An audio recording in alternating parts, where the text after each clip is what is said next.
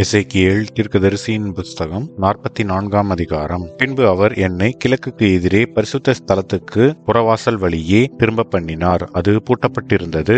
அப்பொழுது கர்த்தர் என்னை நோக்கி, இந்த வாசல் திறக்கப்படாமல் பூட்டப்பட்டிருக்கும், ஒருவரும் இதற்குள் பிரவேசிப்பதில்லை. இஸ்ரவேலின் தேவனாகிய கர்த்தர் இதற்குள் பிரவேசித்தார். ஆகையால் இது பூட்டப்பட்டிருக்க வேண்டும். இது அதிபதிக்கே உரியது. அதிபதி கர்த்தருடைய சந்நிதியில் போஜனம் பண்ணும்படி இதில் உட்காருவான். அவன் வாசல் மண்டபத்தின் வழியாய் பிரவேசித்து மறுபடியும் அதன் வழியாய் புறப்படுவான் என்றார். பின்பு அவர் என்னை வடக்கு வாசல் வழியாய் ஆலயத்தின் முகப்பிலே அழைத்து கொண்டு போனார். இதோ கர்த்தருடைய ஆலயம் கர்த்தருடைய மகிமையால் நிறைந்ததை நான் கண்டு மூக்குப்புற விழுந்தேன். அப்பொழுது கர்த்தர் என்னை நோக்கி, மனுபுத்திரனே, கர்த்தருடைய ஆலயத்தின் சகல நியமங்களையும் அதன் சகல சட்டங்களையும் குறித்து நான் உன்னோடே சொல்வதையெல்லாம் நீ உன் மனதிலே கவனித்து உன் கண்களினாலே பார்த்து உன் காதுகளினாலே கேட்டு பரிசுத்த ஸ்தலத்தினுடைய எல்லா வாசற்படிகளின் வழியாய் ஆலயத்துக்குள் பிரவேசிப்பதும் அதிலிருந்து புறப்படுவதும் இன்ன விதமென்று நீ ஆலோசித்து பார்த்து இஸ்ரவேல் வம்சத்தாராகிய கலகக்காரரோடே சொல்ல வேண்டியது என்னவென்றால், கர்த்தராகிய ஆண்டவர் உரைக்கிறார், இஸ்ரவேல் வம்சத்தாரே, நீங்கள் செய்த சகல அருவருப்புகளும் போதும். நீங்கள் எனக்கு செலுத்த வேண்டிய ஆகாரமாகிய நினத்தையும் இரத்தத்தையும் செலுத்துகையில் என் ஆலயத்தை பரிசுத்த குலைச்சலாக்கும்படி விருத்த சேதனமில்லாத இருதயமும் விருத்த சேதனமில்லாத மாம்சமும் உள்ள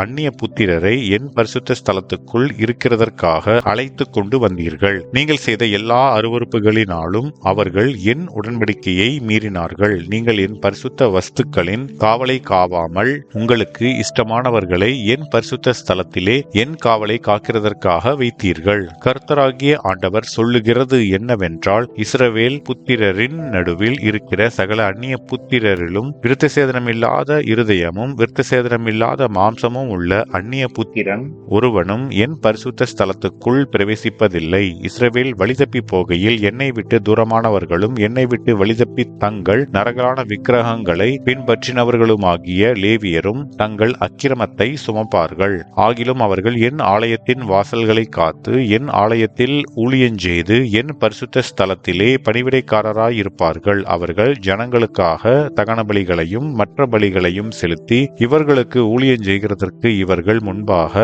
என் பரிசுத்த ஸ்தலத்திலே பணிவிடைக்காரராயிருப்பார்கள். அவர்கள் இவர்களுடைய நரகலான விக்கிரகங்களுக்கு முன்பாக நின்று இவர்களுக்கு ஊழியஞ்செய்து இஸ்ரவேல் வம்சத்தாரை அக்கிரமத்தில் விழப்பண்ணினபடியினால் நான் என் கையை அவர்களுக்கு விரோதமாய் உயர்த்தினேன். அவர்கள் தங்கள் அக்கிரமத்தை சுமப்பார்கள் என்று கர்த்தராகிய ஆண்டவர் சொல்லுகிறார். அவர்கள் எனக்கு ஆசாரியராய் ஆராதனை செய்யும்படி என் சமீபத்தில் வராமலும் மகா பரிசுத்தமான ஸ்தலத்தில் என் பரிசுத்த வஸ்துக்களில் யாதொன்றையும் கிட்டாமலும் இருக்க வேண்டும். அவர்கள் தங்கள் இலச்சையையும் தாங்கள் செய்த அருவருப்புகளையும் சுமக்க கடவர்கள். ஆலயத்தின் சகல வேலைகளுக்கும் அதில் செய்யப்பட வேண்டிய எல்லாவற்றிற்கும் நான் அவர்களை அதில் காவல் காக்கிறவர்களாயிருக்க கட்டளையிடுவேன். இஸ்ரவேல் புத்திரரே, என்னை விட்டு வழிதப்பி போகையில் என் பரிசுத்த ஸ்தலத்தின் காவலை காக்கிற சாதோக்கின் புத்திரராகிய லேவியர் என்னும் ஆசாரியர்களே எனக்கு ஆராதனை செய்ய என் சமீபத்தில் சேர்ந்து நினத்தையும் இரத்தத்தையும் எனக்கு செலுத்த என் சந்நிதியில் நிற்பார்கள் என்று கர்த்தராகிய ஆண்டவர் சொல்லுகிறார். இவர்கள் என் பரிசுத்த ஸ்தலத்துக்குள் பிரவேசிப்பார்கள்.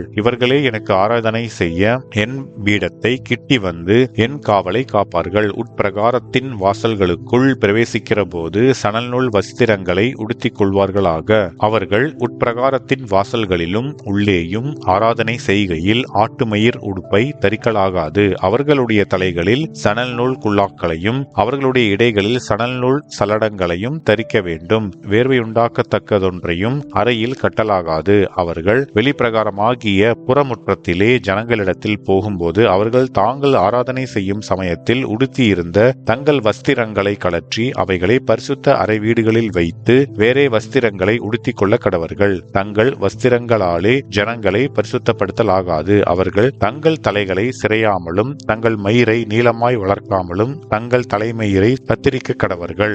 ஆசாரியர்களில் ஒருவனும் உட்பிரகாரத்துக்குள் பிரவேசிக்கும் போது திராட்சரசம் குடிக்கலாகாது. விதவையையும் தள்ளிவிடப்பட்டவளையும் அவர்கள் விவாகம் பண்ணாமல் இஸ்ரவேல் வம்சத்தாளாகிய கன்னிகையாகிலும் ஒரு ஆசாரியனின் மனைவியாயிருந்த விதவையாகிலும் விவாகம் பண்ணலாம். அவர்கள் பரிசுத்தமானதற்கும் பரிசுத்தமல்லாததற்கும் தீட்டானதற்கும் தீட்டல்லாததற்கும் இருக்கும் வித்தியாசத்தை என் ஜனத்துக்கு போதித்து அவர்களுக்கு தெரிய பண்ணக்கடவர்கள். வழக்கிருந்தால் ஆதலால் அவர்கள் நியாயந்தீர்க்க ஆயத்தமாயிருந்து என் நியாயங்களின்படி அதை தீர்த்து என்னுடைய பண்டிகைகளில் எல்லாம் என் நியாய பிரமாணத்தையும் என் கட்டளைகளையும் கைக்கொண்டு என் ஓய்வு நாட்களை பரிசுத்தமாக்க கடவர்கள். தகப்பன், தாய், குமாரன், குமாரத்தி, சகோதரன், புருஷனுக்கு வாழ்க்கைப்படாத சகோதரி என்னும் இவர்களுடைய சபத்தினால் அவர்கள் தீட்டுப்படலாமே அல்லாமல் அவர்களில் ஒருவனும் செத்த ஒருவனிடத்தில் போய் தீட்டுப்படலாகாது. அவன் சுத்திகரிக்கப்பட்ட பின்பு அவனுக்கு 7 நாள் எண்ணப்பட வேண்டும். அவன் பரிசுத்த ஸ்தலத்தில் ஆராதனை செய்யும்படி பரிசுத்த ஸ்தலம் இருக்கிற உட்பிரகாரத்துக்குள் பிரவேசிக்கிற நாளிலே அவன் தனக்காக பாவ நிவாரண பலியை செலுத்த கடவன் என்று கர்த்தராகிய ஆண்டவர் சொல்லுகிறார். அவர்களுக்குரிய சுதந்திரம் என்னவென்றால் நானே அவர்கள் சுதந்திரம். ஆகையால் இஸ்ரவேலில் அவர்களுக்கு காணியாட்சியை கொடாதிருப்பீர்களாக. நானே அவர்கள் காணியாட்சி. போஜன பலியையும் பாவ நிவாரண பலியையும் குற்ற நிவாரண பலியையும் அவர்கள் புசிப்பார்கள்.